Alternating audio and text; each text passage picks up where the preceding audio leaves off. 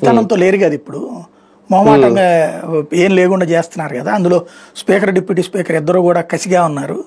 అంటే అప్పుడు జగన్ అన్నాడట ఇది ఇంకా ఇంకొక ఏడాదిన్నర 2 ఏళ్ళు పడుతుంది.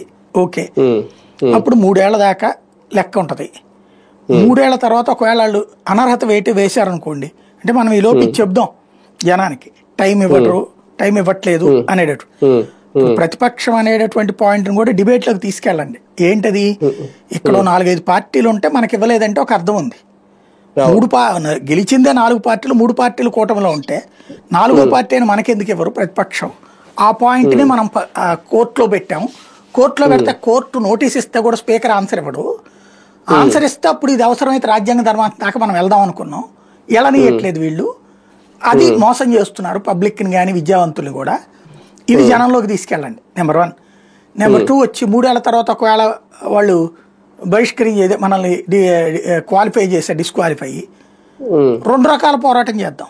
ఒకటి కోర్టు, సరే అప్పటికైనా కోర్టు చేస్తుందా లేదని చూద్దాం నెంబర్ 1. నెంబర్ 2 పార్లమెంటు సభ్యులు 4గురితో కూడా రాజీనామా చేయించి బై ఎలక్షన్కి వెళ్ళిపోదాం. 3 ఏళ్ళు అయిపోతుంది కదా, బై ఎలక్షన్కి వెళ్ళిపోదాం. అప్పుడు తేలుద్ది, జనం కూడా తేల్చుకుంటారు. ఇప్పటికే ఏడాదికే వీళ్ళ మీద బాగా వ్యతిరేకత వచ్చేసింది. మహిళలకి డబ్బులు ఇయ్యరు, మనం ఇచ్చిన డబ్బులు పథకాలన్నీ ఆపేశారు, పబ్లిక్లో తీవ్ర వ్యతిరేకత.